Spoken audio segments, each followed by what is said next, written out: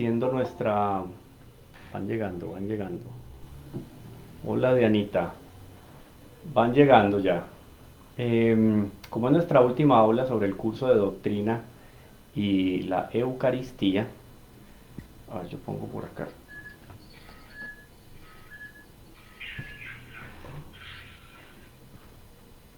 Como es en nuestra última aula sobre la Eucaristía, yo quería compartir aquí también por Facebook lo que tengo para el día de hoy.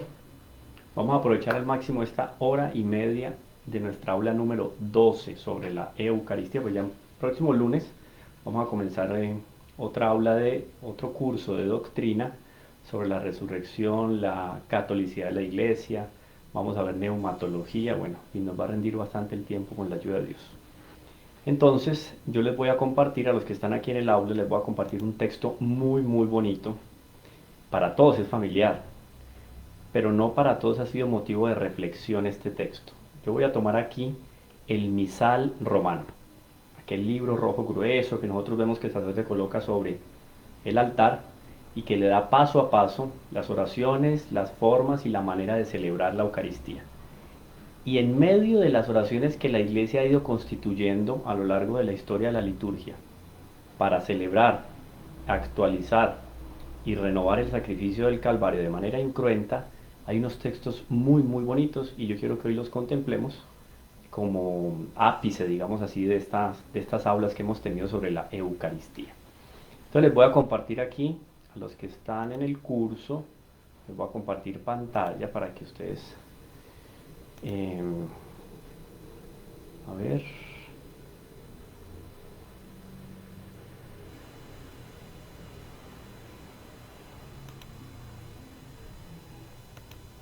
miren este por ejemplo, a ver, me dicen si lo están visualizando, yo creo que sí. ¿Sí? ¿Lo alcanzan a ver ahí? Están viéndolo bien, ¿no? Yo coloco acá para yo colocar. Yo creo que sí. Entonces es el prefacio de la Santísima Eucaristía. Sí, señor. Se ve perfectamente, ¿no? Sí. Ok. Bueno, entonces dice aquí. A ver qué. Yo voy a tratar de ponerlo más grande. Tanto ustedes como yo vamos a leer mejor. Ahí se ve mucho mejor, ¿no? Bueno, entonces este prefacio de la Eucaristía. Miren acá. Les voy a mostrar aquí. eh, Este es el misal romano. Hay varias ediciones y las varias conferencias episcopales del mundo hacen una traducción a la lengua vernácula, a la lengua nativa del lugar, a partir del misal que ha sido refrendado por la Santa Sede. Y aquí tenemos un prefacio, una serie de oraciones que vienen al lugar especialmente en la misa del Señor. La misa de la Cena del Señor es la misa del Jueves Santo. Recordemos que ese Jueves Santo, que celebramos nosotros en la Semana Santa, fue el día en que se instituyó la Sagrada Eucaristía y también el orden sacerdotal. ¿Está bien? Entonces miren lo que dice acá. Este prefacio, para los que están en Facebook y no están viendo el misal, hay una letra en negro y hay una letra en rojo. Entonces las anotaciones o las formas están distinguidas en rojo, lo que se llama rúbricas. Y el negro son los títulos propios del texto. Entonces dice en negro, prefacio número 1 de la Santísima Eucaristía. Entonces el sacerdote puede escoger entre varios. Este de aquí, como digo, es el que se usa normalmente para la misa de la Cena del Señor, dice. Y tiene un título, ¿no? Porque cada uno, de acuerdo al contenido, tiene un título. Miren qué bonito. El sacrificio y el sacramento de Cristo. Y esto lo hemos visto con mucho hincapié a lo largo del curso. Distinguir el sacrificio del sacramento. Pues, distinguir el concepto, ¿no? Pero dentro del sacrificio está el sacramento. ¿Está bien? Entonces dice el texto en rojo. Este prefacio se dice en la misa de la Cena del Señor, puede decirse también en la solemnidad del Santísimo Cuerpo y Sangre de Cristo, Corpus Christi, y en las misas votivas de la Santísima Eucaristía. Una misa votiva de la Santísima Eucaristía, por ejemplo, en una fiesta patronal de una parroquia que tiene el nombre de la Santísima Eucaristía. En la fiesta patronal, entonces el sacerdote puede celebrar con este prefacio de la Santísima Eucaristía. Dice entonces, repito, Son textos que ya hemos escuchado, pero miren cómo aquí se va enriqueciendo de acuerdo al momento. La iglesia exalta el misterio que se quiere celebrar o que se quiere resaltar ahí. Dice, el Señor esté con vosotros, levantemos el corazón, demos gracias al Señor nuestro Dios. En verdad es justo y necesario, es nuestro deber y salvación, darte gracias siempre y en todo lugar. Señor Padre Santo, Dios Todopoderoso y Eterno, por Cristo, Señor nuestro. Miren qué bonito acá. El cual, verdadero y único sacerdote. ¿Cómo así que es único sacerdote? Claro, ya nos quedó claro en el curso. El sacerdote que está en el altar cuando yo voy a la celebración eucarística, ¿cómo está celebrando? In persona Christi. Por eso aquí dice el texto, el cual, verdadero y único sacerdote, al instituir el sacrificio de la eterna alianza, se ofreció él primero a ti como víctima de salvación, el sacrificio del Calvario, y nos mandó perpetuar esta ofrenda en memoria suya. ¿Cómo se perpetúa esa ofrenda del Señor, único sacerdote en el monte Calvario? ¿Cómo se perpetúa? Por la celebración eucarística. Su carne, inmolada por nosotros, es alimento que nos fortalece. Su sangre, derramada por nosotros, es bebida que nos purifica. Por eso, con los ángeles y arcángeles, con los tronos y dominaciones, con todos los coros celestiales, cantamos sin cesar el himno de tu gloria. Y ahí viene el gloria. Ahí termina ese prefacio. Ahora vamos a ir a una parte del rito, yo se los voy a compartir acá. Está la plegaria eucarística número 1 del canon romano. Yo se las voy a cambiar a ustedes aquí, los que están en el curso, porque esta es diferente, es otra pestaña.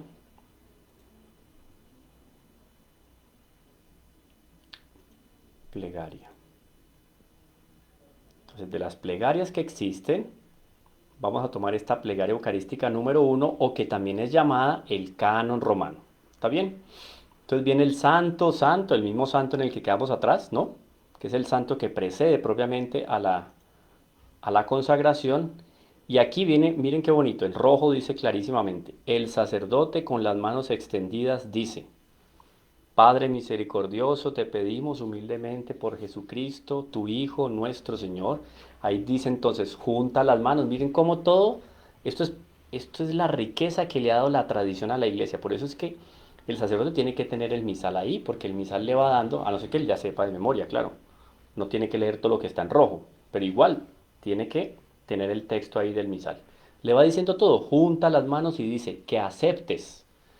Y después en rojo dice muy claramente, traza el signo de la cruz sobre el pan y el cáliz conjuntamente diciendo, y bendigas estos. Y ahí, los que están en el curso están viendo que hay una crucecita. Es el momento del dar la bendición. Y bendigas estos dones, este sacrificio santo y puro que te ofrecemos. De nuevo, extiende las manos.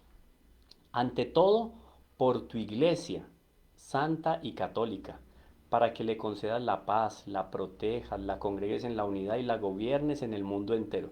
Miren las intenciones que la misma iglesia nos pide que coloquemos en el sacrificio del Calvario. Estas las estamos nosotros colocando junto con el celebrante, porque dice que ante todo, ¿no? Por tu iglesia santa y católica, para que le concedas la paz, la protejas, la congregues en la unidad y la gobiernes en el mundo entero, con tu servidor el Papa, aquí entonces el Papa que esté reinando, y con nuestro obispo, aquí, o el obispo coadjutor o auxiliar. Y bonito que dice aquí en rojo, cuando está celebrando el obispo en su diócesis, claro, el obispo cómo va a decir, y por el obispo fulano, o por mí que soy el obispo, no. Él dice, conmigo indigno siervo tuyo. Muy bonito también porque lo ubica al obispo. Él tiene autoridad, tiene poder, tiene palabra que enseña, pero es indigno siervo del Señor. Es bonito, la autoridad que él tiene es en función de nuestro Señor Jesucristo. Y dice, cuando, o bien, cuando celebra un obispo que no es el ordinario diocesano, o sea, un obispo invitado aquí a Medellín y no es obispo de Medellín. Como aquí hay un arzobispo, ¿qué va a decir el obispo? Dice, conmigo indigno siervo tuyo, ¿cierto? Porque es obispo el que está celebrando. Pero además dice, con mi hermano fulano. que es el obispo de esta iglesia de Medellín. Bonito eso, ¿no? Y todos los demás obispos que fieles a la verdad promueven la fe católica y apostólica. O sea, aquí está convocando y rezando por los obispos y en unión con los obispos que son fieles al Santo Padre. Esto es muy bonito. Acuérdate, Señor, de tus hijos, ta. Acuérdate aquí la memoria de los difuntos. Y después con las manos extendidas prosigue.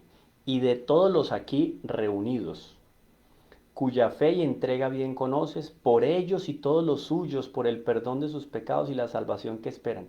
Miren, el sacerdote in persona Cristo está pidiendo todo esto por nosotros. Yo tengo que estar unido a la oración que está haciendo el sacerdote en el momento de la celebración eucarística.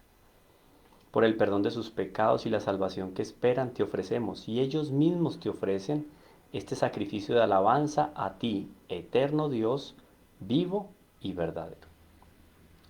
Reunidos en comunión con la iglesia, para celebrar el domingo, recuerden, el día más especial para nosotros y el gran domingo que es la Pascua, en el año la resurrección del Señor y en la semana el domingo. Por eso es el Die Domine, el día del Señor. Veneramos, esto es bonito porque la iglesia lo quiso resaltar de manera especial. Dice, para celebrar el domingo, día en que Cristo ha vencido la muerte y nos ha hecho partícipes de su vida inmortal. Veneramos la memoria ante todo, está en el misal, ante todo, la memoria ante todo de la gloriosa siempre Virgen María, Madre de Jesucristo, nuestro Dios y Señor. Entonces la iglesia aprovecha ahí para ir colocando esas verdades de fe, esos dogmas que son sustento para nuestro espíritu. Madre de Jesucristo, nuestro Dios y Señor, la de su esposo San José.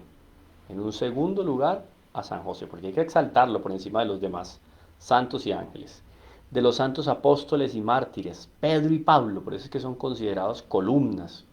Uno va a la plaza, el Vaticano, está en la plaza de San Pedro, y va a encontrarse con dos columnas donde están dos hombres grandísimos, así unos monumentos espectaculares. Pedro y Pablo. Pedro con las llaves en la mano y Pablo con la espada, porque fue el arma con la cual fue martirizado por los romanos. Entonces viene la de su esposo San José, la de los santos apóstoles y mártires, Pedro y Pablo, Andrés, Santiago, Juan, Tomás, Santiago, Felipe, Bartolomé, Mateo, Simón y Tadeo. Lino, empieza a nombrar ya los papas, Lino, Cleto, Clemente, Sixto, Cornelio, Cipriano, Lorenzo, Crisógono, Juan y Pablo, Cosme y Damián. Y la de todos los santos. Por sus méritos y oraciones, concédenos en todo tu protección. Bueno, hasta ahí, bonito. Muy lindo me parece a mí el texto. Sin embargo, aquí hay otros elementos también muy interesantes. Yo me fui a ver aquí a Facebook a ver quién está por ahí conectado. Bueno, seguimos con el texto. Entonces ahí hay unas oraciones también propias para cada momento. En la Natividad del Señor y durante la octava del nacimiento del Señor. Estamos hablando de aquí de Navidad. La Epifanía, ya vamos más adelante, los primeros meses del año. De la misa de la vigilia pascual hasta el segundo domingo de Pascua, en la ascensión del Señor, en el domingo de Pentecostés, oraciones especiales. Sigue entonces. Acepta, vamos a leer la de... en la misa de primera comunión.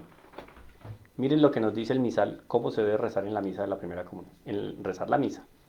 Acepta, Señor, en tu bondad esta ofrenda de tus siervos y de toda tu familia santa, que hoy te ofrecemos especialmente por fulano y sutano, que por primera vez invitas en este día a participar del pan de vida y del cáliz de salvación. Margarita y Felipe, los dos niños que van a hacer la primera comunión, en la mesa de tu familia. Concédeles crecer siempre en tu amistad y en la comunión con tu iglesia. Por Cristo nuestro Señor. Amén. En la misa de matrimonio, miren el texto tan bonito. Acepta, Señor, en tu bondad esta ofrenda de tus siervos, de los nuevos esposos, Pedro y Marta, y de toda su familia santa que hoy intercede por ellos, y ya que les has concedido llegar al día de los desposorios, otórgales también el gozo de una ansiada descendencia y de una larga vida. Esto está entre corchetes, obviamente porque depende de las circunstancias, el sacerdote puede o lee o no lee, esto es optativo, ¿está bien? Bueno, en la exequial, miren en la misa de difunto que va a decir, Acepta, Señor, en tu bondad esta ofrenda de tus siervos, que hoy te ofrecemos especialmente por el eterno descanso de nuestro hermano, nuestra hermana fulana, pidiéndote que le concedas que, libre ya de la corrupción de la carne, tenga su parte entre tus santos. Si ahora está en la gloria eterna, mucho más en la resurrección de los cuerpos, va a subir junto con su cuerpo a tener parte entre los santos. Bueno, ¿qué más aquí viene entonces? Esto me parece bonito. Aquí ya viene el momento propiamente de la consagración. Miren la solemnidad del texto. Es que yo no sé, la verdad, soy, les confieso a los que están aquí en Facebook, yo no sé, yo creo que yo no les puedo compartir, no se puede compartir por Facebook la pantalla. Mm, no se puede compartir, pero bueno, les voy a dejar el link. Voy a ponerles el link también porque podrían acompañarlo perfectamente. Ahí se fue el link del texto que estamos leyendo. Bueno, continúa entonces aquí el misal. Ya viene el momento. Bendice y santifica. Entonces aquí el sacerdote está extendiendo las manos sobre la ofrenda, el cáliz y el pan. Ahí ya están. El vino está en el cáliz y la hostia magna está ahí sobre la patena. Dice, bendice y santifica esta ofrenda, Padre, haciéndola perfecta, espiritual y digna de ti, que se convierta para nosotros en el cuerpo y la sangre de tu Hijo amado, Jesucristo nuestro Señor. Pregunta aquí para los del curso. Pueden responder con audio de una vez. ¿Dónde, cuando dice el cuerpo, se está refiriendo solo a la hostia y cuando está refiriéndose a la sangre, se refiere solo al vino? ¿Quién me contesta aquí del curso, por favor? De a uno.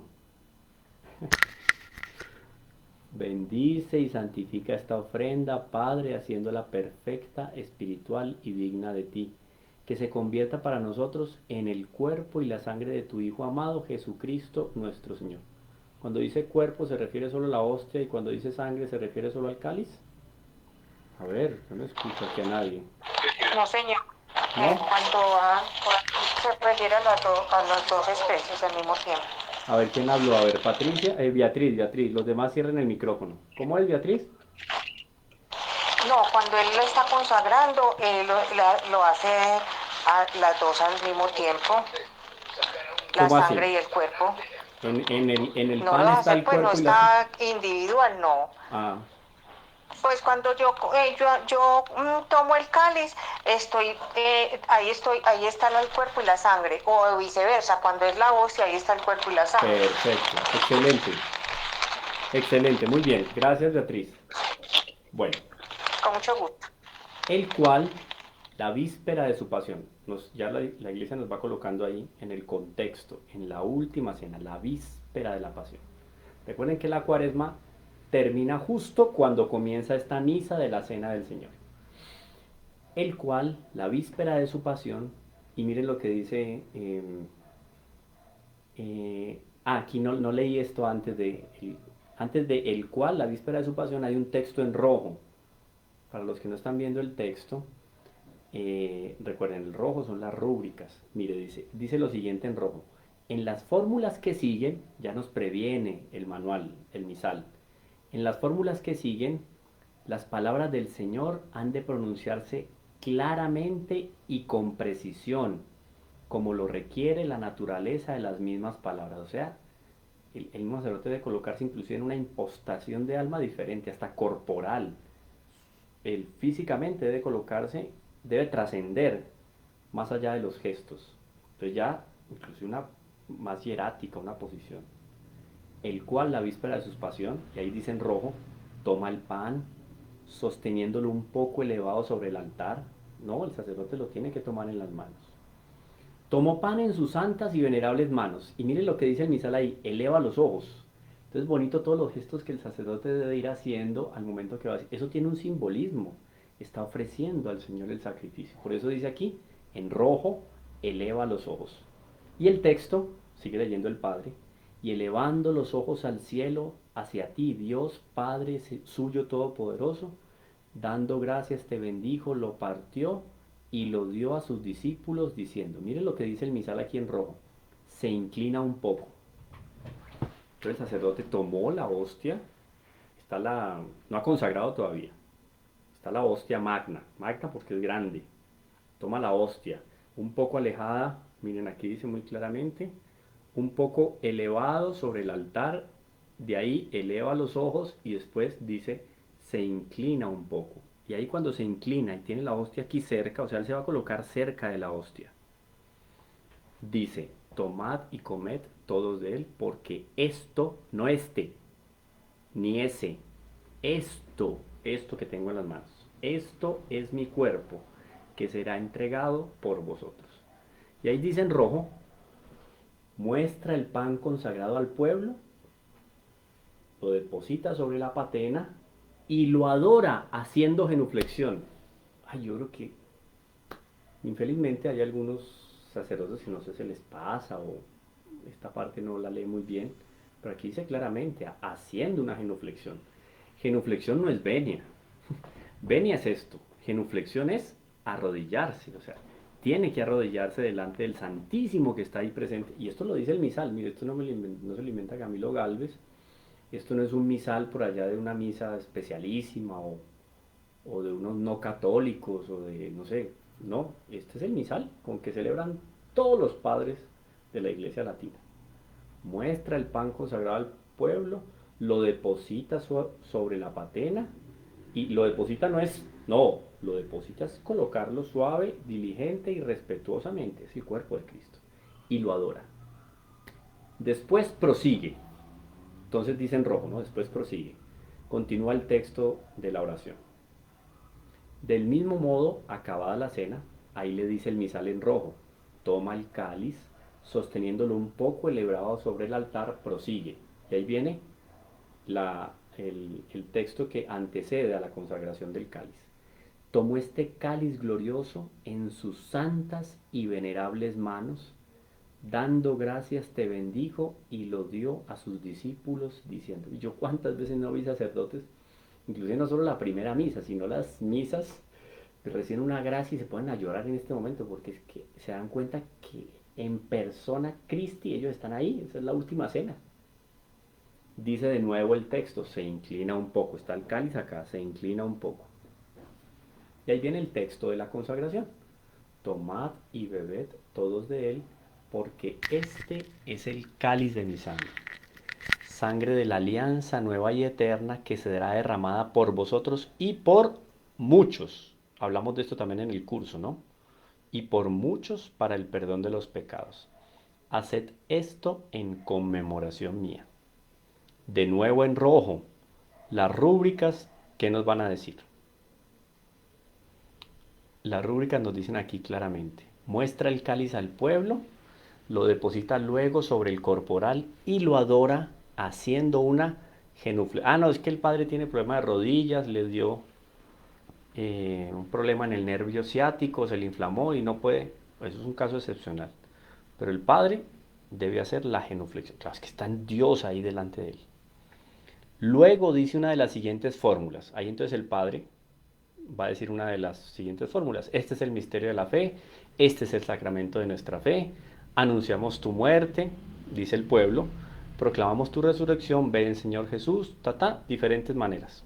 Bueno, después el sacerdote con las manos extendidas dice, por eso Padre, nosotros, tus siervos y todo tu pueblo santo, al celebrar este memorial de la muerte gloriosa de Jesucristo, tu Hijo, Señor nuestro, y de su santa resurrección del lugar de los muertos, y de su admirable ascensión a los cielos, te ofrecemos, Dios de gloria y majestad, de los mismos bienes que nos has dado, el sacrificio puro, inmaculado y santo, pan de vida y cáliz de eterna salvación. Miren qué bonito acá. Le estamos ofreciendo a Dios de los mismos bienes que nos ha dado. Le ofrecemos nuestra vida. Le estamos ofreciendo también ese pan y ese cáliz. ¿Son fruto de qué? De nuestro trabajo, de nuestro esfuerzo. Mira con ojos de bondad esta ofrenda y acéptala como aceptaste los dones del justo Abel, el sacrificio de Abraham, nuestro Padre en la fe, y la oblación pura de tu sumo sacerdote Melquisedec. Le dice entonces el misal al padre, le dice, como decía Monseñor Ricardo, en todo ese documento que yo les conté, si quiere celebrar bonito, lea lo que está en rojito.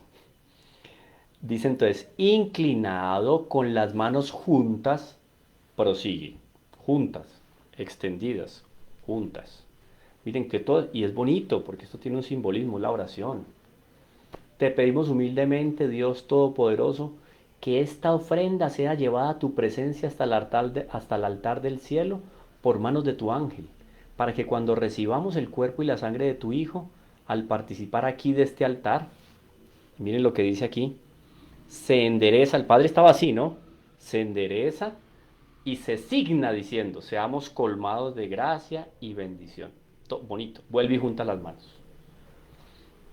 Conmemoración de los difuntos, bueno, varias.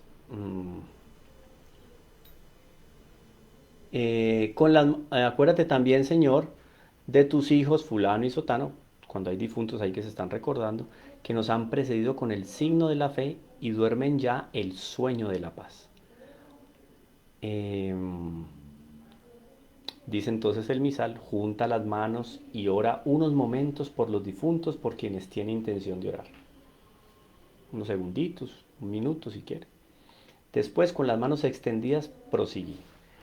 A ellos, Señor, y a cuantos descansan en Cristo, concédeles el lugar del consuelo, de la luz y de la paz. Aquí, cuando hablamos de los efectos de la Eucaristía, hablamos también de los vivos, ¿cierto? ¿Quiénes permanecen vivos después de la muerte? Aquellos que fueron a la gloria eterna o aquellos que están en el purgatorio. Pero aquí no se toma en consideración a los que están en el infierno. Obviamente no están en la iglesia y son muertos de muerte eterna. Por eso aquí se recuerda a los que están vivos en el Señor. A ellos, Señor, y a cuantos descansan en Cristo, concédeles el lugar del consuelo, de la luz y de la paz. Bueno, y con la mano derecha se golpea el pecho diciendo, esta plegaria es muy bonita porque es muy simbólica. Esto significa dolor de los pecados. Entonces, el Padre se golpea el pecho diciendo, con la mano derecha, y a nosotros, pecadores, siervos tuyos, Él se incluye, que confiamos en tu infinita misericordia, admítenos en la asamblea de los santos apóstoles y mártires, Juan el Bautista, Esteban, Matías y Bernabé, y empieza a nombrar todos los mártires. Ignacio, Alejandro, Marcelino y Pedro, Felicidad y Perpetua, Águeda, Lucía, Inés, Cecilia, Anastasia y de todos los santos, y acéptanos en su compañía por nuestros méritos, no por nuestros méritos, sino conforme a tu voluntad. Aquí queda claro que cuando nosotros tenemos la gracia de gozar de la vida eterna, es un regalo de Dios que va más allá de nuestros méritos. Usted puede tener todos los méritos del mundo, son nada en comparación con lo que Dios nos va a dar en la eternidad. Por eso nuestra recompensa será demasiadamente grande. Por Cristo nuestro Señor. Y continúa. Por quienes sigues creando todos los bienes, los santificas, los llenas de vida, los bendices y los repartes entre nosotros. Dice en rojo, la rúbrica dice, toma la patena con el pan consagrado y el cáliz, y elevándolos dice, todo simbólico y lleno de belleza. Por Cristo, con Él y en Él, a ti Dios Padre Omnipotente, en la unidad del Espíritu Santo, todo honor y toda gloria, por los siglos de los siglos, y ahí el pueblo proclama, amén. ¿Está bien? ¿Pareció bonito hasta ahora o no? A mí me parece lindísimo ese texto, definitivamente. Bueno, del misal romano quería compartir eso primero con ustedes. Hay otra cosa aquí, una aclaración de una pregunta que ustedes me habían hecho en el curso y yo quiero aclararlo acá porque yo creo que está en este texto. Esperen y verán, les doy el... voy a colocarlo acá.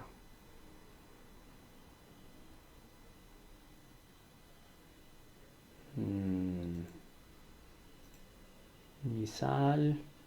Ah, no, perdón, esto no es. Camilo. Sí, sí.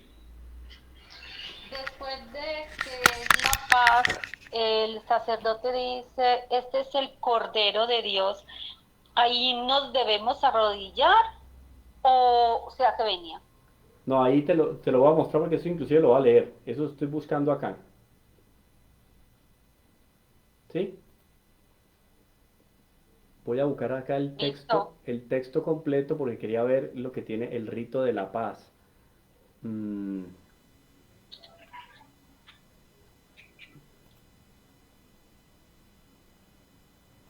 es aquí, sí. Camilo, Sí, sí, pregunten, tranquilos. Van preguntando, no hay problema.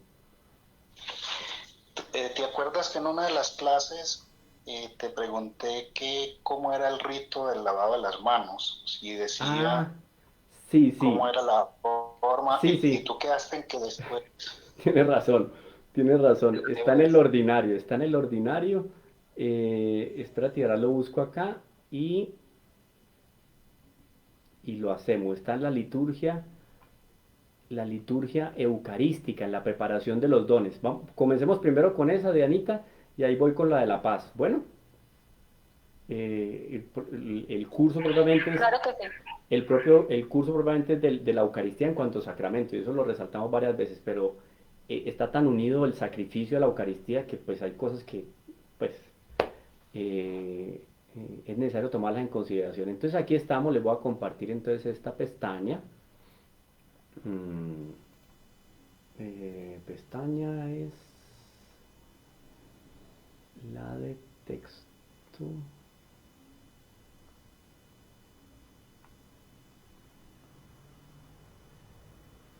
Liturgia es esta. Sí, es esta. Entonces es la preparación de los dones, ¿no? La liturgia eucarística. Terminó la de la palabra y viene ya la liturgia, la parte de la misa que es la liturgia eucarística. Inclusive, miren, tiene aquí un apéndice que estos textos aparecen también musicalizados. Muy bonito porque el sacerdote, por ejemplo, en su celebración de la primera misa o en una celebración solemne, patronal, quiere cantar, aquí encuentra musicalizado el texto. No hay ningún problema y es muy lindo. Entonces dice, terminado lo anterior, comienza el canto del ofertorio. ¿Qué es lo anterior? Terminamos con la liturgia de la palabra. Mientras tanto, todo está dicho acá, es que no hay que inventarse nada. Mientras tanto, los ministros colocan sobre el altar el corporal, el purificador, el cáliz, la palia y el misal.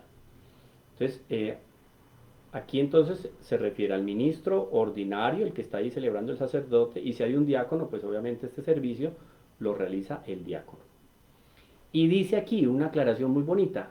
Conviene que los fieles expresan su participación en la ofrenda, bien sea llevando el pan y el vino para la celebración de la Eucaristía, bien sea aportando otros dones para las necesidades de la iglesia o de los pobres. Eso también tiene que ser muy equilibrado, ¿no? Porque no van a llegar con cualquier cosa ya a ofrendarla al altar. No, un asunto que sea dentro del sentido común, ¿no? El sacerdote, dice aquí, de pie junto al altar, toma la patena con el pan y teniéndola con ambas manos un poco elevada sobre el cáliz, dice en voz baja, bendito seas... eh, perdón, no, un momento.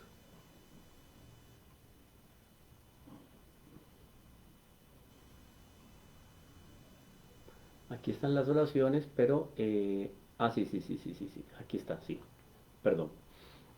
Mm,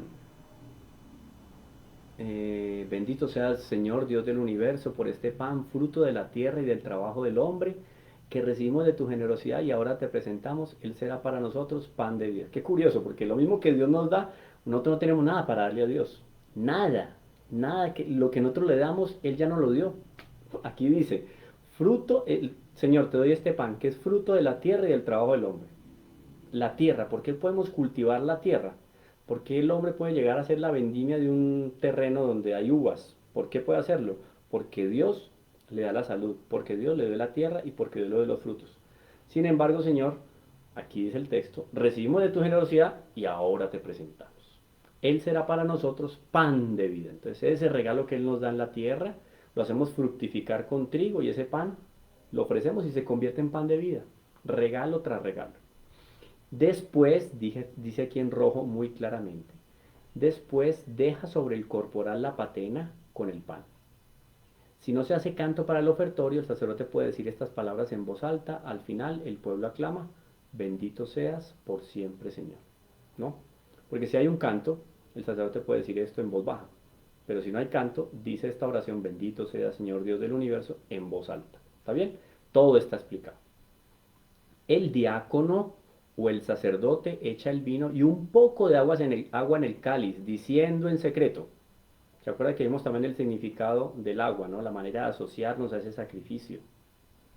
Aquí dice el diácono o el sacerdote. Aquí nadie más puede colocar el agua y el vino en el cáliz. Nadie más, solo ellos. Son los ministros para hacer esto. Dice entonces, en secreto, o sea, mentalmente, por el misterio de esta agua y este vino, haz que compartamos la divinidad de quien se ha dignado participar de nuestra humanidad. ¿Sí ven entonces cómo nos asociamos a ese misterio?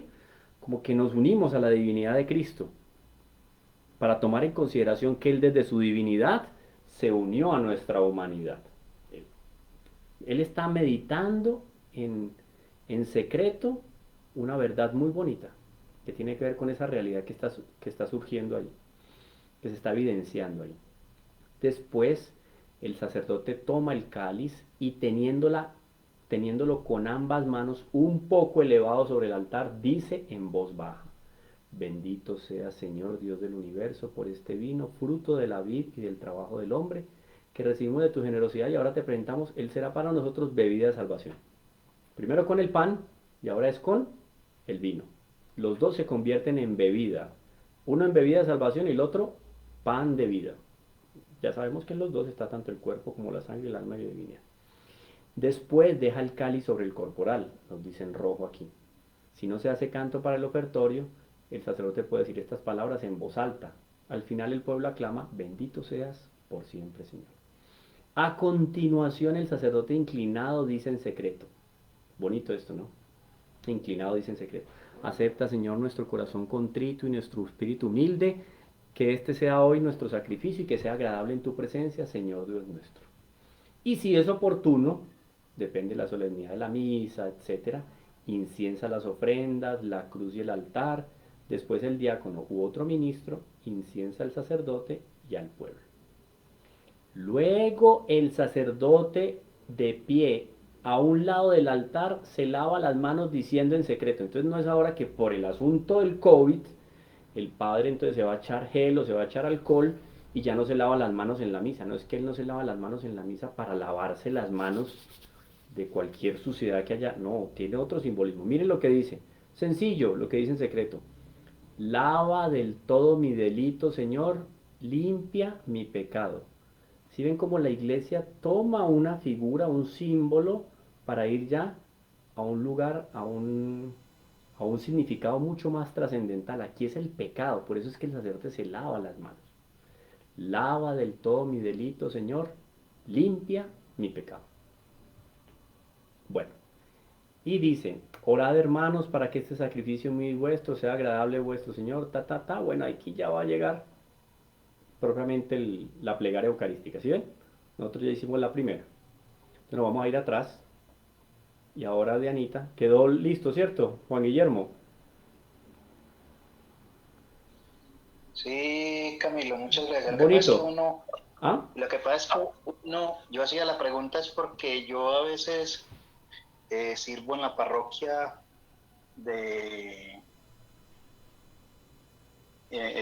sirvo pues ahí se me va el nombre, ¿cómo es? Acólito. De acólito. Acólito, sí.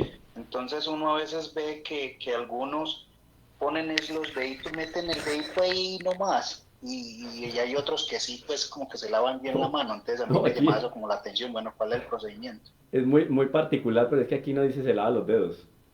Ahí dice se lava las manos. ¿Sí me escuchó, Camilo? Sí, perdón. No, que lo curioso es que aquí dice lava las manos, no dice lava los dedos. Sí, por eso pues, es que... Por eso es que me quedó muy claro, porque sí, es claro. que lavarse las manos, y lavarse las manos no es meter los deditos. No, se lavó las manos y se lavó las manos. Aquí, mire, luego el sacerdote de pie a un lado del altar se lava las manos diciendo en secreto. Se lavó las manos y se lavó las manos. Pues es que es tanto tan claro que uno dice, bueno, pues aquí no hay que aclarar nada porque es evidente. Pero bueno, a veces se pasa, de pronto nosotros somos muy relajados. Y yo lo digo también, no solamente, aquí no voy a poner en tela de juicio a los ministros. Nosotros en general somos muy relajados y si no, por eso es que la iglesia tiene este rito y por eso es que la iglesia obliga al sacerdote a tener el misal ahí encima del altar, porque esto se le pasa al que celebra. O sea, a nosotros nos pasan cosas más sencillas en el día a día, porque, ay, salí corriendo y dice, el sacerdote es hombre, el ministro no pierde su naturaleza humana en el momento en que es ordenado sacerdote y puede banalizar también y pierde el sentido trascendente de muchas cosas. Por eso la importancia del misal sobre el altar para la celebración. Eso es importantísimo. Bueno, entonces mire, tenemos los ritos iniciales, esto lo vamos después a ver en un curso de la misa, pero para que más o menos ustedes tengan presente. Ritos iniciales, entonces aquí le dice todo al Padre. Liturgia de la palabra, luego viene la liturgia de la Eucaristía, y aquí nos vamos a encontrar con los varios prefacios, mire, para diferentes tiempos. Para la Cuaresma hay 1, 2, 3, 4, 5 prefacios, oraciones diferentes muy bonitas. Para la Pasión del Señor, para la Pascua, y todos los domingos del tiempo ordinario, para la Santísima Eucaristía, para la Bienaventurada Virgen María hay un prefacio especial, porque entonces yo voy a recordar la memoria de la Santísima Virgen de manera especial en esa celebración eucarística, a los ángeles, hay uno a San José, a los apóstoles, a los santos, a las vírgenes, etcétera, a los difuntos. Bueno, ahí viene la plegaria eucarística, nosotros vimos la 1 muy rápidamente, después viene el rito de la comunión. Entonces aquí, Dianita, te voy a responder, vámonos al rito de la comunión. Ya consagró, ¿cierto?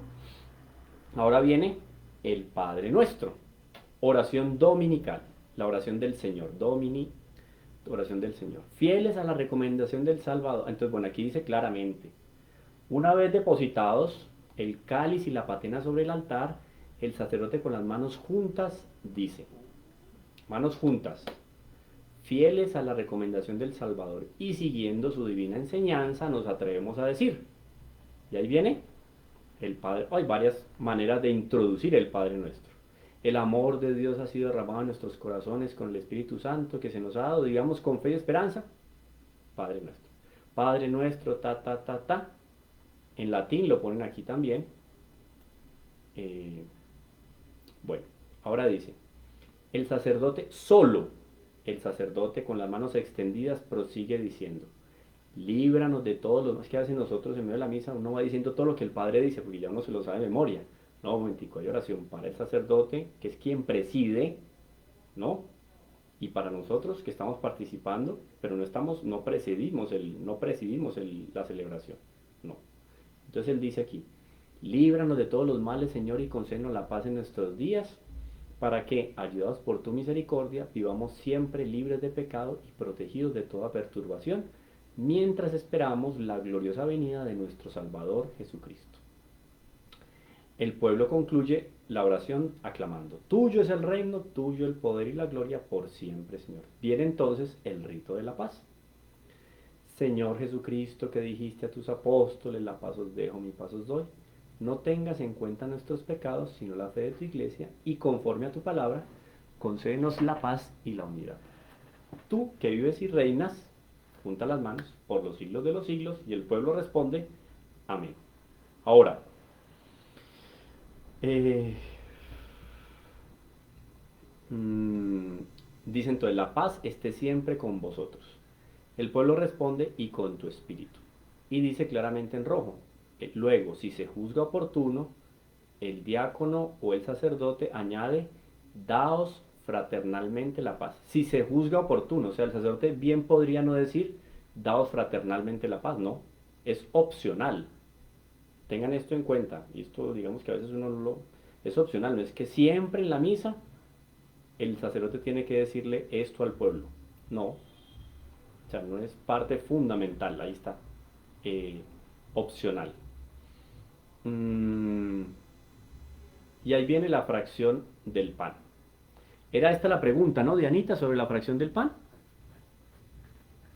Sí, pero cuando él alza, Cami, la hostia que dice, este es el Cordero de Dios. Ah, ya, sí, Ujú. se canta, dice entonces ahí. Dice entonces el cuerpo y la sangre, esto lo va a decir en secreto él.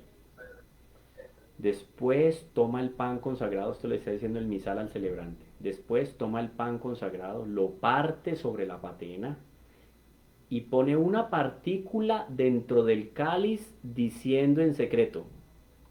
¿Se acuerdan lo que vimos que representaba eso? Creo que la pregunta había sido de Felipe al respecto de ese pedacito de hostia consagrada que se coloca dentro del vino. ¿Recuerda, Felipe, qué era? Bien, ahí. ¿Qué era? ¿Qué traía a memoria ese pedacito de hostia consagrada en el cáliz? No se escucha. ¿Qué traía a la memoria ese pedacito de hostia consagrada colocada en el cáliz? Miren la clave que nos da aquí lo que el sacerdote dice en silencio. El cuerpo y la sangre de nuestro Señor Jesucristo, unidos en este cáliz, sean para nosotros alimento de vida eterna. Entonces, ¿qué nos trae a la memoria? La resurrección. ¿Está bien? Bonito eso. Todo tiene y eso lo dice en secreto. Entonces esto normalmente, yo como no lo escucho, entonces no sé conciliar lo que está haciendo el Padre con lo que... Por eso es importante la catequesis eucarística en las parroquias, por eso es necesaria esta enseñanza para los niños. Un niño de primera comunión que no le explican esto, no tuvo enseñanza propia completa, no tuvo una enseñanza completa como preparación para la Sagrada Comunión, porque a la hora de comulgar él tiene que conocer también el rito, de donde brota ese milagro maravilloso que es la Eucaristía. Esto es importantísimo. Entonces al niño no se le enseñan, papá y mamá tienen obligación de enseñarle estos detallitos. Esto le da un sabor y una riqueza a la celebración eucarística impresionante. ¿Está bien? Ahí, bueno, ahí se canta o se dice. Camilo, ¿Sí? no me quedó claro una cosa ahorita y he estado en misas donde el padre no dice dense fraternalmente la paz. Si él no lo dice, no nos la damos o por ende debemos dárnosla. No, no se la dan, no se la dan. Es que como dije yo aquí, está claro. Es más, no lo dije yo aquí, eso queda como muy petulante. Como lo leímos muy bien aquí en el misal romano, Sí, no hay, o sea, no es estrictamente necesario. Si el no sacerdote hay no lo dice, necesidad. no, en el rito de la paz no se da la paz. Es que no, a ver, ¿qué digo yo? El sentimiento el sentimiento no, el significado de la paz está involucrado, o la paz está involucrada propiamente en todo el significado, en todo el simbolismo que hay dentro de la Eucaristía. Entonces esto es, digamos que un acrésimo, pero no es fundamental. Por eso dice, optativamente el sacerdote dice, daos la paz. Si no lo dice, no, usted sigue en la celebración eucarística. No es fundamental. ¿Está bien? Eso, por ejemplo, uno no lo sabe Entendido. hasta que no va al texto del misal. Bueno, entonces ahí las 3 veces que se invoca el Cordero de Dios, esto recordando que las palabras de Juan Bautista cuando viendo a nuestro Señor, primo de San Juan, nuestro Señor. San Juan ve a nuestro Señor y dice, he ahí ecce agnus Dei qui tollis peccata mundi. He ahí el Cordero de Dios, el que quita el pecado del mundo. Entonces primero yo digo, ten piedad de nosotros, después digo, ten piedad de nosotros, y en la tercera parte digo, danos la paz. ¿Está bien? La comunión. El Padre va a decir en secreto, esto nosotros no lo escuchamos, pero Él lo dice, debe decirlo. Que aquí no dice si el Padre quiere, si le parece oportuno, si se justifica, no dice a continuación el sacerdote con las manos juntas dice en secreto. Ese secreto puede ser en voz baja o de memoria, o mentalmente, perdón.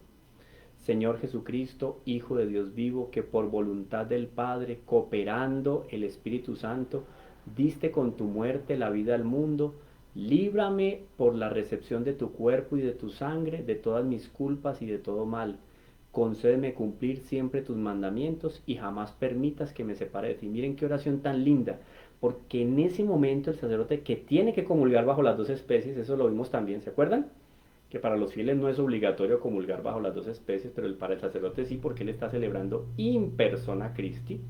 Tiene que ser la comunión tal cual como nuestro Señor comulgó en la última cena. Pero miren la oración que precede, bonita, la oración que precede el momento de la comunión del sacerdote. Y jamás permitas que me separe de ti. Hay otra opción de oración, más corta. Señor Jesucristo, la comunión de tu cuerpo y de tu sangre no sea para mí un motivo de juicio y condenación.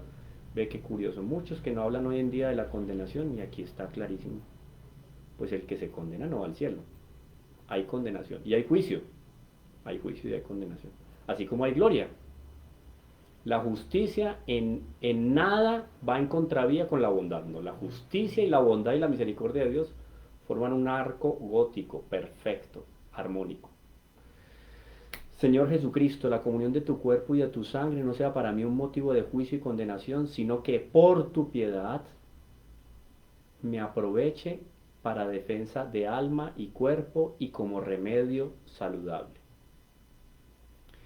Es bonita, yo no sé, pues el sacerdote puede rezar las dos también, pero las dos son lindísimas, es una preparación y lo pone a él, Dios mío, por eso ustedes, ¿se acuerdan cuando leíamos lo que nos enseñaba el padre Rollo Marín al respecto de las disposiciones que hay que tener para comulgar y para la celebración eucarística cuando es sacerdote? Imagínense celebrar una misa en pecado mortal. ¡Wow! Al momento al llegar a esta oración, imagínense ustedes. Me acuerdo mucho de lo que comentamos al respecto de... ¿se acuerdan este autor belga que les di que escribió El Abismo y Oblato? Huysmans. Cuando Huysmans vio que el cura ese, un cura apóstata, estaba celebrando esa misa negra, el hombre estaba sudando en el momento de la consagración porque se daba cuenta de lo que significaba celebrar en pecado mortal y celebrar una misa para que el Santísimo fuera profanado. Terrible. Ahí dice entonces el texto en rojo. El sacerdote hace genuflexión. Aquí no es mueve así la cabeza o mueve un poquito. No, genuflexión es genuflexión. Involucra doblar las rodillas, la genuflexión. El sacerdote hace una genuflexión, toma el pan consagrado y sosteniéndolo un poco elebrado sobre la patena o sobre el cáliz hacia el pueblo, dice con voz clara, y ahí presenta el Cordero de Dios. Este es el Cordero de Dios. O sea, así como Juan señaló, el sacerdote está mostrando que este es el cuerpo. Este es el Cordero de Dios que quita el pecado del mundo. Dichosos los invitados a la cena del Señor. Y ahí, juntamente con el pueblo, dice, Señor, no soy digno de que entres en mi casa, las palabras del centurión, ¿no? Pero una palabra tuya bastará para sanar. Y el sacerdote, cuando va a comulgar... A mí ahí es donde yo te digo. Sí. Donde dice, este es el Cordero, nos está mostrando ya consagrado, ahí sí el pueblo se arrodilla. No, a ver, no es obligatorio, pero puedes arrodillarte porque es adoración al Santísimo. No hay ningún problema, pues es optativo, pero es, no me atrevo, sí, me atrevo a decir hasta ahí que es optativo, es la presentación del Santísimo Sacramento, perfectamente te puedes arrodillar y es una manifestación de piedad, o sea, bonita, pues. Sí, de respeto. De respeto, obviamente, claro, es que nos está mostrando a Dios ahí, pues, ahí está el Cordero. Entonces ahí viene, Señor, no soy digno de que entres en mi casa, pero una palabra tuya bastará para sanar. El sacerdote hacia el altar dice en secreto, va a comulgar, el cuerpo de Cristo me guarde para la vida eterna. Y comulga, es que bonito la iglesia dice, y comulga reverentemente el cuerpo de Cristo. O sea, el momento de tomar es que uno ve, a veces uno ve unos celebrantes que con un cuidado toman la Eucaristía, porque es que está nuestro Señor, por eso dice reverentemente, con reverencia. Toma el cuerpo de Cristo, después toma el cáliz y dice en secreto, la sangre de Cristo me guarde para la vida eterna. Y bebe reverentemente la sangre de Cristo. Después toma la patena o la píxide y se acerca a los que van a comulgar. Muestra el pan consagrado a cada uno, sosteniéndolo un poco elevado y le dice, el cuerpo de Cristo, y quien va a comulgar dice, amén. Bueno, y hay unas noticas. El diácono y los ministros que distribuyen la Sagrada Comunión lo realizan de la misma manera. Si se comulga, ¿se acuerdan que hablamos sobre la comunión bajo las dos especies? Si se comulga bajo las dos especies, se observa el rito descrito en su lugar. Entonces hay unas aclaraciones específicas porque hay que tener unos cuidados específicos. Recuerden que la iglesia no recomienda que esto se haga en todas las misas. ¿Por qué? Porque el volumen de asistencia para una Eucaristía no da para que todo el mundo comulgue bajo las dos especies. Cuando es un momento más reservado o, por ejemplo, cuando la primera comunión de los niños, si son pocos niños, a veces el mismo sacerdote les da bajo las dos especies la comunión. Para el niño eso es, pues es muy simbólico también, aunque no sea comulgar más bajo las dos especies que con una, para nada, es lo mismo, pero es más simbólico. Cuando el sacerdote ha comulgado el cuerpo de Cristo, comienza el canto de la comunión. Todo está aquí perfecto. No pueden estar tocando en toda la misa, ¿no? Un momentico, hay los momentos para el silencio, hay momentos para el canto. Finalizada la comunión, el sacerdote, el diácono o el acólito purifica la patena sobre el cáliz y también el cáliz. Aquí cuando se refiere a acólito, Juan Guillermo, aquí se refiere al acólito instituido, ¿no? El acólito, el acólito instituido es un ministerio, antiguamente se llamaban las órdenes menores. El acólito es un ministerio que se recibe antes de ser ordenado diácono, ¿no? Por eso habla aquí del acólito. Antes de ser diácono se recibe el acolitado, pero es diferente a los niños acólitos que ayudan en la misa o los adultos acólitos que ayudan en la misa. ¿Está bien? Por eso hago la aclaración aquí, porque tú me dijiste que acolitabas en la misa. Pero hay que ver bien qué tipo de acólito es. Por eso aquí dice que este acólito, este que es instituido, o sea que va a ser diácono, purifica la patena sobre el cáliz y también el cáliz. ¿Sí? Sí, es el que sí, ya tú lo dijiste, es como el, el diácono o el que tiene un ministerio ya constituido. Es un Ya ministerio instituido, sí. Eso, él va, cuando uno dice que colabora es simplemente para pasar las bandejas, tocar la campana, pero sí, sobre el altar no hace ninguna participación. eso. Y eso es bueno tenerlo en consideración porque a veces nosotros como laicos nos queremos tomar, no lo digo pues por ti, Juan Guillermo, yo sé que no es así, pero hay muchos laicos que queremos de pronto tomarnos algunos oficios de ministro y no, cada uno en su lugar. O sea, yo no soy, pues, o sea, yo no voy a recibir menos gracias en la misa porque no estoy como celebrante o no estoy purificando la patena, no. Usted presta el servicio que debe prestar. Bueno, y aquí es muy bonito, porque es que cuando se está purificando, ¿se acuerdan que yo les di el ejemplo de aquel diácono que purificó y que después le dijeron en la sacristía que parece que estuviera cambiando una llanta? Es que miren, el sacerdote dice en secreto, hay una oración para el sacerdote mientras purifica, ¿no? Mientras hace la purificación, el sacerdote dice en secreto. Aquí no dice, yo estoy leyendo aquí en rojo muy claro, no sé si ustedes ven otra cosa, pero yo veo aquí muy claro. Lo voy a poner más grande y tengo gafas, tengo lentes. Dice, mientras hace la purificación, el sacerdote dice en secreto. No ahí en ningún momento yo veo ahí puede decir, podría, si quiere, tal vez, no, dice. O sea, debe decir. Haz, Señor, que recibamos con un corazón limpio el alimento que acabamos de tomar y que el don que nos haces en esta vida nos aproveche para la eterna. Sencillo, una oración bonita. Hay que hacerla. En el momento en que está purificando, hace esa oración. Lee, puede leer del misal o se la sabe de memoria y la lee. Después el sacerdote puede volver a la sede si se considera oportuno. Se puede dejar un breve espacio de silencio sagrado o entonar un salmo o algún cántico de alabanza. Oración después de la comunión, luego listo. Camilo, ¿puedo hacer otra pregunta, por favor? Claro, claro, claro que sí.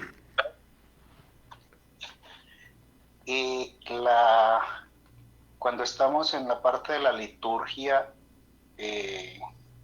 yo entiendo que desde el ambón es donde se hacen todas las lecturas, pero algunos sacerdotes yo veo que hacen el Evangelio desde el altar. Quisiera saber si es que sí se puede o es que cada sacerdote lo maneja como quiere. Aquí le tengo la respuesta en un documento del Vaticano. No me está escuchando, perdón, Juan Guillermo. No, que tengo aquí justo un texto que también quería compartir con ustedes y que paso ahora, que se llama la Instrucción General del Misal Romano, porque es que la iglesia es muy sabia. Entonces la iglesia cuando saca ese misal, también como madre, publica un documento y ese documento está relacionado con ese misal. ¿Está bien? Entonces voy a compartirle ese misal y aquí alcanzamos perfectamente a responder tu pregunta. ¿Listo, Juan Guillermo? Sí, mil gracias, Camilo. Bueno, entonces yo voy a cancelar esta presentación y voy a poner esta otra. A ver, yo no sé si hay preguntas. No,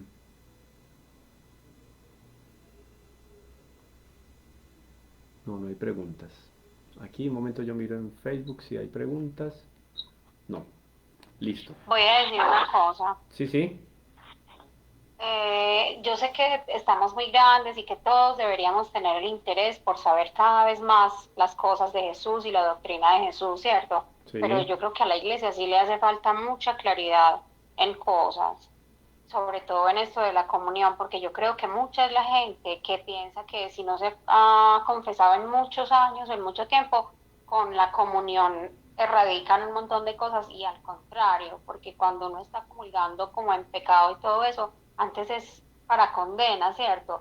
Pero yo creo que es mucha la gente que ignora un montón de cosas y yo sé que debería de nacernos a todos saber este tipo de cosas, pero vamos a ser muy sinceros, a la mayoría de la gente no le nace. Yo no sé si la iglesia debería sacar carteles con plastilina o yo no sé, pero para las cosas más claras no. Sí, a ver, yo creo que en eso participamos todos los que hacemos parte de la iglesia. Yo aprovecho para contarles una historia brevemente, la historia de Ludwig Pastor. Una vez tuve que hacer un estudio sobre la historia de los papas y me compré una enciclopedia. Eran como 147 tomos. La historia de los papas, o sea, imagínense quién se pone en el trabajito de escribir una enciclopedia de 145, 100. Más voy a corregir, voy a ver aquí. Ludwig Pastor, historia de los papas. Y aquí está, Ludwig von Pastor. Si me dice cuántas. A ver, solo. Uy, que tiene una. Les voy a contar porque la historia es en función de este hombre. Miren, les voy a contar brevemente quién fue Ludwig von. O sea, era un noble, ¿no? Porque cuando el von, VON, precede el apellido, es un título de nobleza, ¿no? Este hombre era noble, de Aquisgrán, lo que hoy podemos llamar Aix-la-Chapelle, lugar donde vivió Carlomagno, emperador carolingio. Bueno, dice aquí, Ludwig von Pastor. Era varón, varón de Kamperfelden. Bueno, mi alemán es pésimo, pero más o menos háganse la idea. Él nació en el 1854 y murió en 1928. Su obra más famosa es la historia de los papas. La vida de él, donde fue alumno. Bueno, él escribió la historia de los papas hasta, yo no sé si él incluyó a San Pío X. El caso es que en el pontificado de San Pío X, ustedes saben que San Pío X reinó en la iglesia hasta poco antes de la Primera Guerra Mundial. Y este hombre llegó a pedirle audiencia, Ludwig von Pastor, a San Pío X y le dijo que él era historiador, había escrito ya, no sé si antes de eso había escrito una historia de Alemania, y un hombre pues muy bien conceptuado en todo el ámbito intelectual de Europa, era conocidísimo quién era Ludwig von Pastor, que vino a pedir audiencia al Papa. El Papa le dio la audiencia, y en medio de la audiencia pues Ludwig le dijo, yo quiero escribir una historia de los papas. Ah, sí, pues claro, le dijo San Pío X, obvio. San Pío X, un hombre celoso, apostólico, dijo este hombre no es católico. Y escribió una historia de los papas muy interesante, porque él no siendo católico y siendo una persona, digamos, muy ecuánime, pues obviamente que la obra que él va a escribir va a ser de mucho prestigio, porque va a ser visto desde afuera de la iglesia y va a ser muy imparcial. Entonces va a ser muy real y muy bonito, listo. ¿Qué necesita? No necesito que usted me dé acceso a los archivos del Vaticano para yo escribir esa historia. No hay ningún problema. Pues al cabo, yo no sé cuánto tiempo, yo no me acuerdo, en algún momento me dijeron o leí o no sé. Él terminó su obra, alemán, ¿no? Esos tipo Benedicto XVI que se sienta a escribir un libro y en 2 meses tiene el libro. Este hombre escribió En un inicio, la historia de los papas son 40 tomos, pero 40 tomos así, o sea, de cada uno le sacan 3. De manera que yo me acuerdo que cuando lo compré eran como 145 tomos, o sea, de esos 40 tomos de él, se redujo unos tomos más potables, digamos, para nosotros los latinos por lo menos, y eran como 140, 145 tomos la historia de los papas. Pues él terminó la historia de los papas y claro, quiso ofrecer su obra a San Pío X y cuando llegó donde San Pío X lo recibió y le entregó la obra, una cosa súper simbólica. Y el hombre este pidió para ser recibido en la Iglesia Católica. Entonces San Pío X le preguntó, bueno, ¿y por qué? En medio de la conversación y tal. Le dijo, no, es que de tal manera yo me di cuenta que los hombres trataron de destruir la iglesia a lo largo de estos 2000 años. Aquí encuentro todo tipo de historias, Cleto, Clemente, Pedro, una maravilla, todo. Pero cada Julio no sé cuánto del Renacimiento, que eran unas verdaderas joyas, pues joyas en el sentido, ¿no? Satírico, pues irónico, que si el hombre, él dijo así textualmente, si el hombre no ha logrado destruir una institución como la Iglesia Católica, y en 2000 años no ha logrado destruirla, es porque esta iglesia es la única verdadera.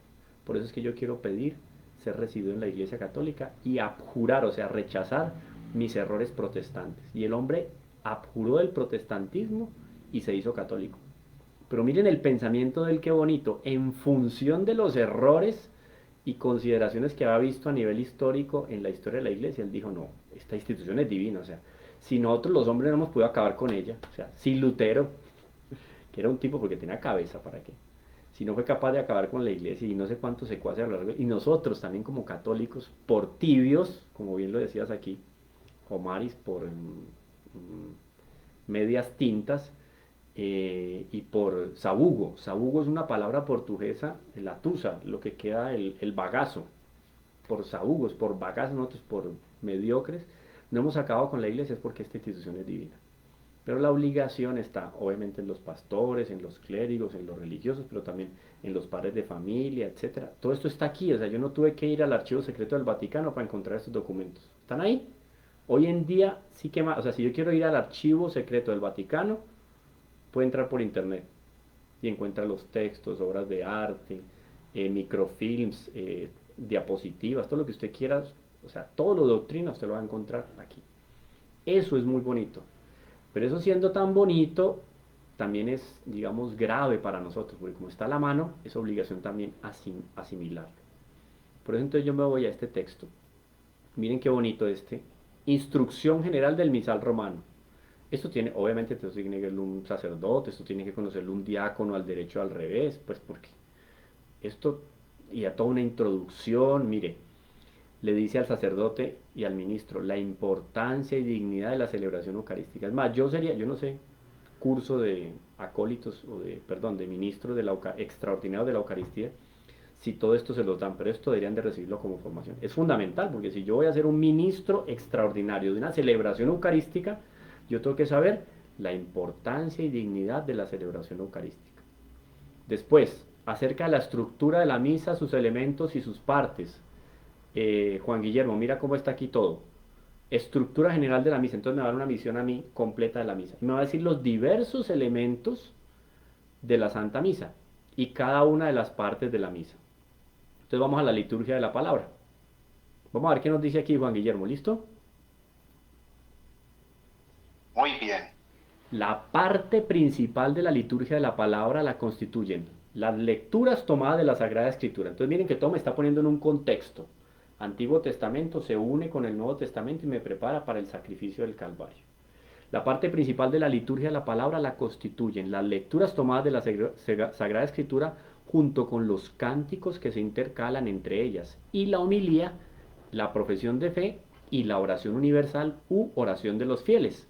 La desarrollan y la concluyen. Entonces inicia con las oraciones, perdón, con las lecturas del Antiguo y Nuevo Testamento y termina con la oración universal. Ahí concluye. Dice entonces, pues en las lecturas que la homilía explica, Dios habla a su pueblo. Y aquí da el texto de por qué Dios habla a su pueblo. Nos manda el número 58. Vamos al documento de la Sacrosanctum Concilium, ¿no? Que es una constitución del Concilio Vaticano II y nos dice, ahí está, nos manda aquí todo claro. Bueno, dice entonces, Dios habla a su pueblo, le desvela, quita el velo, le desvela los misterios de la redención y de la salvación y le ofrece alimento espiritual. En fin, Cristo mismo, que es la palabra, por su palabra se hace presente en medio de los fieles. Entonces todo se va ambientando ya para la celebración eucarística. El pueblo hace suya esta palabra divina por el silencio y por los cantos. Se adhiere a ella por la profesión de fe y nutrido por ella expresa sus súplicas con la oración universal por las necesidades de toda la iglesia, por la salvación de todo el mundo. Entonces miren qué bonito aquí cuando me dice que comienza con la Sagrada Escritura y termina con la oración universal. Porque el considerar la Sagrada Escritura me va a preparar a mí a pedir por la iglesia y por mis hermanos. Es bonito, o sea, todo es un paso a paso para ir elevando mi alma. En fin, ¿por qué voy a pedir yo? Por la salvación de todo el mundo. Ahora, miren esto qué bonito. Hay una palabra, hoy sí que ha sido olvidada por Dios. A todo se le pone pandereta y no, un momentico. El silencio es un insumo indispensable en la celebración eucarística. No lo dice Camilo Gálvez, lo dice las instrucciones para el misal romano. La liturgia de la palabra se debe celebrar de tal manera que favorezca la meditación, elevar la mente. Por eso hay que evitar en todo caso cualquier forma de apresuramiento que impida el recogimiento. Y una agitación así pues, no. Además, conviene que durante la misa haya breves momentos de silencio, claro, es oración, acomodados a la asamblea reunida, gracias a los cuales, con la ayuda del Espíritu Santo, Dios no está en la agitación, se saboree la palabra de Dios en los corazones y por la oración se prepare la respuesta. Dichos momentos de silencio pueden observarse oportunamente, por ejemplo, antes de que se inicie la misma liturgia de la palabra. Un minuto de silencio.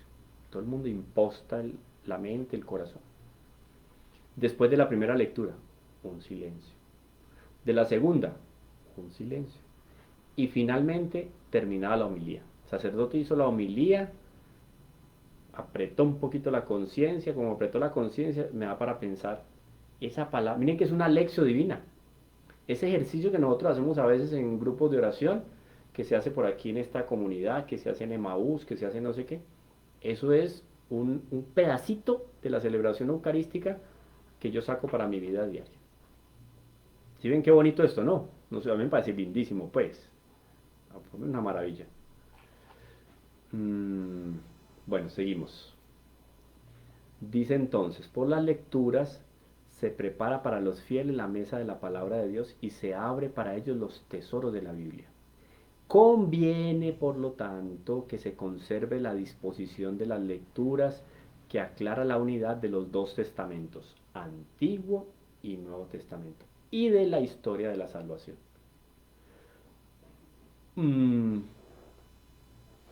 Oído, esto puede pasar, por eso aquí se advierte. Y no es lícito, o sea, es ilícito. No es lícito que las lecturas y el salmo responsorial que contienen la palabra de Dios sean cambiados por otros textos no bíblicos. Si aquí lo advierten es porque ha pasado. Juan Guillermo, escuche. En la celebración de la misa con el pueblo, las lecturas se proclamarán siempre, ¿desde dónde? Desde Lambón. No lo digo yo, lo dice este texto. Está clarísimo. Puede ser, tal vez, el que lo desee, no. En la celebración de la misa con el pueblo, las lecturas se proclamarán siempre desde Lambón. Porque puede ser que el padre esté celebrando sin fieles. ¿Me entiende? Entonces ahí puede celebrar, puede leer desde el mismo altar. ¿Sí? Según la tradición, aquí aclara también, según la tradición, el servicio de proclamar las lecturas para los que son proclamadores de la palabra, oído, no es presidencial, sino ministerial, o sea que no es obligatorio que lo haga el sacerdote, ¿no? Por consiguiente, que las lecturas sean proclamadas por un lector, en cambio que el diácono, o estando este ausente, otro sacerdote anuncie el evangelio. Eso sí, el evangelio es solamente ¿para quién? Para el sacerdote y para el diácono. Sin embargo, si no está presente un diácono u otro sacerdote, corresponde al mismo sacerdote celebrante leer el Evangelio. Y si no se encuentra presente otro lector idóneo, el sacerdote celebrante proclamará también las lecturas. Oye, esto de los lectores idóneos es fundamental, porque a veces, y les doy aquí con toda sinceridad y cariño para los que van a escuchar este video en algún momento y para los que están escuchando acá, los que son proclamadores de la palabra, por favor, no me puedo poner de rodillas porque tuve un problema en el nervio ciático en estos días. Por favor, lean la lectura antes de la celebración de la Eucaristía, porque llegan allá arriba y a veces dicen unas cosas, unas atrocidades que uno dice, por Dios, Isaías nunca dijo eso, Señor, Señor, ¿a dónde le puso usted la coma? ¿Dónde está la exclamación? ¿Dónde está? No, tiene que practique un poquito. Y si no entiende las palabras, porque hay palabras que puede no entender, busque el significado para que usted logre impostar la voz de acuerdo al texto que está leyendo. Que miren la responsabilidad moral que yo tengo haciendo las lecturas. Aquí me dijo muy claramente este texto, ¿me prepara para qué? Para el sacrificio del Calvario. Si yo voy y leo cualquier cosa ahí que no tiene nada que ver con, a veces dicen unas, uy, no, es que mejor dicho, es necesario. Entonces a veces el padre puede decir, no, no hay un lector idóneo aquí, porque no sé, está celebrando por ejemplo en un hogar geriátrico y todos los ancianitos son de más de 150 años, ya ninguno ve ni con lentes. Pues ¿quién va a leer? El sacerdote, por dar un ejemplo. Bueno, después de cada lectura, el lector propone una aclamación, palabra de Dios, con cuya respuesta el pueblo congregado tributa honor a la palabra de Dios recibida con fe y con ánimo agradecido.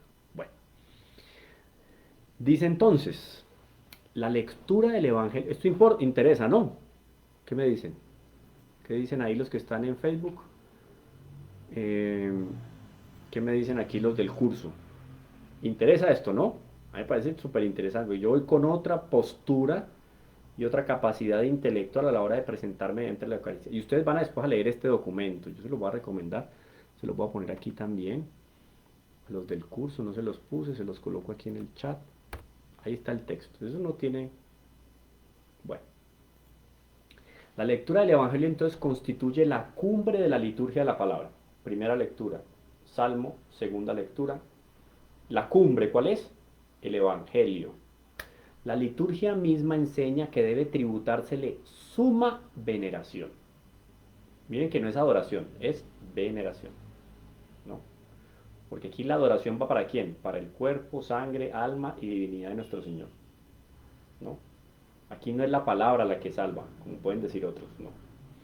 Cuando distingue entre las otras lecturas con especial honor, sea por parte del ministro delegado para anunciarlo o por la bendición o la oración con que se prepara, sea por parte de los fieles que con sus aclamaciones reconocen y profesan la presencia de Cristo que les habla y escucha de pie la lectura misma, están escuchando de pie, sea por los mismos signos de veneración que se tributan al evangeliario, ¿no? Se inciensa y todo, normalmente cuando una misa solemne se inciensa el evangelio, porque es la palabra de Dios, donde dos o más están reunidos en mi nombre, ahí estoy yo, ahí está nuestro Señor, no de la manera que está presente en la Eucaristía, pero ahí está nuestro Señor también presente, ¿sí? Bueno, ahí viene el Salmo responsorial, conviene que el Salmo, esto es muy bonito. ¿Alguien iba a decir algo? Amén. Sí. Sí. Porque cuando están celebrando los sacerdotes, el principal que está celebrando le da la bendición al otro para leer el Evangelio. Ah, eso es muy bonito, porque primero es un sentido de corresponsabilidad en la celebración, ¿sí? Pero él va a servir ahí, como él no va a tomar el primer lugar en el momento de consagrar, va a tomar un lugar de privilegio en la celebración eucarística y es como una atención al celebrante, porque es él quien preside, in persona Christi está presidiendo. Por eso entonces el sacerdote le da la bendición, eso es muy bonito. Entonces es un símbolo de hermandad, pero también de quien preside y de jerarquía dentro de la misma celebración. Es muy lindo. Listo, gracias. Bueno, así pues el salmista o el cantor del salmo desde la bueno, esto iba a decir yo con calma. conviene que el salmo responsorial sea cantado, al menos la respuesta que pertenece al pueblo. Tradición judía. Nuestro Señor sale de la última cena y canta los salmos, porque los salmos son para cantar. Obviamente, que esto ya lo van a decir otros textos del Concilio Vaticano II, hay que tener mucha prudencia a la hora de musicalizar los salmos. Primero, no cambiar la letra de los salmos y después poner una melodía que sea acorde al misterio que se está celebrando. Voy a decir una atrocidad. A alguien se le ocurre montar un salmo en un, en una, que para no decir una barbaridad tampoco de música, en una cumbia. Queda un poco, ¿no? Desajustado. No. Pues, no voy a decir aquí que es pecado, que es sacrilegio, pero no corresponde, ¿no? El sentido común antes que nada. Aquí miren lo que dice, pero para que el pueblo pueda unirse con mayor facilidad a las respuestas salmódicas, se escogieron unos textos de respuesta de uno de salmos según los diferentes tiempos del año, categorías. Bueno, hay unos cantos también específicos, también dados en el misal, hay todo un pentagrama, le muestran cómo cantar, Si el salmo no puede cantarse, se proclama de la manera más apta para facilitar la meditación. Por eso ven por lo importante de que es la música, el ritmo, porque debe de facilitar ¿qué? La meditación de la palabra de Dios. Repito, estas no son ideas de Camilo Gálvez, está aquí, un texto de la iglesia. Y esto no es un texto del siglo II, ni de la época de San Pío V, siglo XVI, no es ahora. Año 2000. Este, si no me equivoco, es del 2004. Bueno. En vez del salmo asignado en el leccionario, puede también cantarse el responsorio gradual tomado del gradual romano y el salmo responsorial o aleluyático tomado del gradual simples. Son conjuntos de textos, de cantos que pueden acompañar también la liturgia. Bueno, vamos aquí, porque ya pasó el tiempo volando.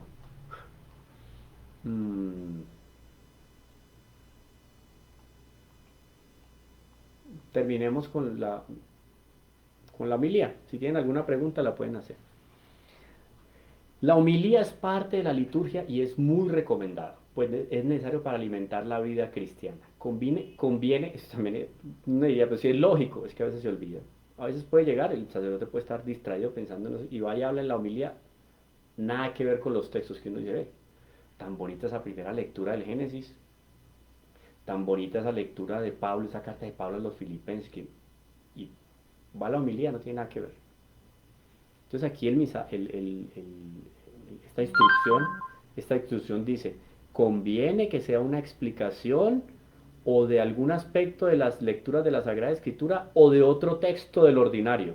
¿Se acuerdan que esos textos bonitos que leímos en el ordinario de la misa, en la plegaria eucarística y tal, que normalmente para cada semana del tiempo ordinario hay unas antífonas muy bonitas? Entonces el padre puede coger una de esas antífonas y también explicarla, o del propio de la misa del día, teniendo en cuenta, sea el misterio que se celebra, sean las necesidades particulares de los oyentes. Entonces hay que hacer un vínculo, y esto conviene que el sacerdote haga un vínculo entre la Sagrada Escritura, entre el texto de la misa y los que están ahí presentes. O sea, yo no puedo hablar ahí como extraterrestre, no, a los que están ahí. Entonces miren, esto bonito también, Diana, que tiene que ver con lo que tú decías ahora. La homilía la hará de ordinario normalmente el mismo sacerdote celebrante, o este se la encomendará a un sacerdote concelebrante. Y es bonito porque a veces en la primera misa hay un sacerdote que ha sido como el padrino del que fue ordenado, y en esa primera misa normalmente quien predica la homilía es ese sacerdote así más antiguo, como por hacerle el detalle al que está celebrando su primera misa. Y es muy bonito porque entonces recuerda cosas del seminario, le dice esto y toda su familia. El otro está tan emocionado que a veces ni puede celebrar la Eucaristía, pues ni puede hacer la homilía. Entonces este sacerdote le da ese detalle de preparar una homilía bonita. Bueno, entonces un sacerdote concelebrante o alguna vez, según las circunstancias, también un diácono. Pero nunca, eso es importante, pero nunca un laico. Ni aquí, ni una monjita, ni el religioso que es muy buena gente y muy piadoso, no. O es un sacerdote o es un diácono. Pare de contar.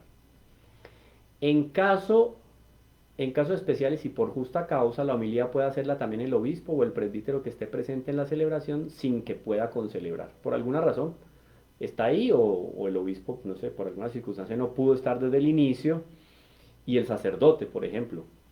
Eso es bonito porque imagínense ustedes una misa donde el sacerdote va a celebrar su primera misa y él tiene a alguien muy amigo que es un obispo. Entonces el obispo no celebra.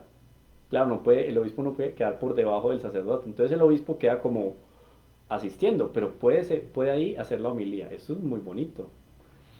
Bueno, oído esto, los domingos y las fiestas del precepto debe tenerse la homilía en todas las misas que se celebran con asistencia del pueblo y no puede omitirse sin causa grave.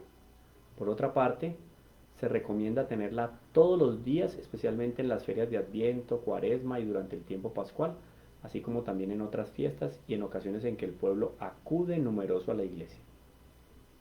Es conveniente que se guarde en un breve espacio de silencio después de la homilía. ¿Bonito? ¿Les gustó o no? ¿Qué dicen? ¿Qué dicen del curso? Sí, Lindo, ¿no? sí. Pues Ay, espectacular. precioso. Lindísimo. Bueno, como tarea para ustedes, yo había puesto aquí otro texto. Ah, no, yo lo dejé aquí en el celular. Termino con esto acá. Les voy a leer acá porque yo lo tengo en el celular. Ay, Camilo, yo tengo una pregunta. Sí, En la parte donde dice, anunciamos tu muerte, proclamamos tu resurrección, ven Señor Jesús. En esa parte, yo veo que la mayoría de los feligreses se levantan, pero claro, yo acostumbro a quedarme arrodillada, por respeto a lo demás que sigue.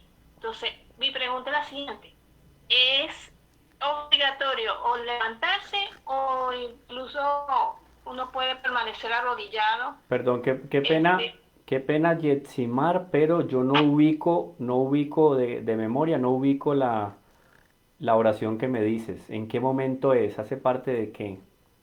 ¿Te acuerdas si es de la liturgia, es la liturgia eucarística, la comunión? ¿Mm? ¿Te acuerdas? ¿O alguien se acuerda? Para poder darte el dato exacto. Aló. Perdón. Ajá, no, ya va. Es que me interesa esa parte porque es que me llama la atención, porque yo veo que allí donde el Padre dice, anunciamos tu muerte, proclamamos tu resurrección, ven Señor Jesús. Entonces, yo creo que depende ya de la parte de la Eucaristía. Si quieres ve Ajá, buscándola, después de la si quieres sí, ve y buscándolo entonces, mientras yo quería terminar con una pequeña meditación. bueno, ujú. ¿Está bien? Bueno, esta meditación tiene varios elementos. Voy a ponerme acá para que todos escuchen bien.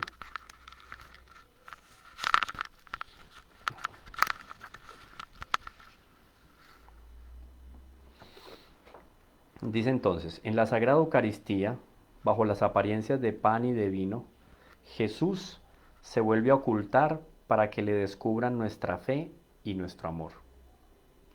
A Él le decimos en nuestra oración: Señor, que nos haces participar del milagro de la Eucaristía, te pedimos que no te escondas, que esté siempre claro tu rostro ante nuestros ojos, que vivas con nosotros, porque sin ti nuestra vida no tiene sentido.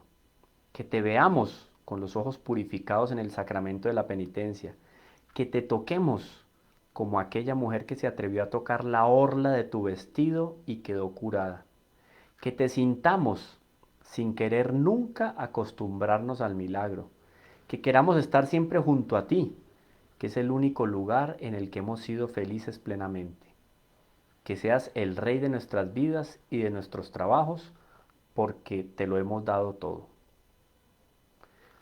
La presencia es una necesidad del amor, y el Maestro, que había dejado a los suyos el supremo mandamiento del amor, no podía sustraerse a esta característica de la verdadera amistad. La característica de la verdadera amistad es el deseo de estar juntos. Para él poder realizar este vivir con nosotros a la espera del cielo, se quedó en el sagrario. Así hizo posibles aquellas vivas recomendaciones antes de su partida. Permaneced en mí y yo en vosotros. En adelante ya no os llamaré siervos. Yo os digo, vosotros sois mis amigos. Si Él nos dijo que es nuestro amigo, va a cumplir entonces esa característica de la verdadera amistad, estar junto a nosotros.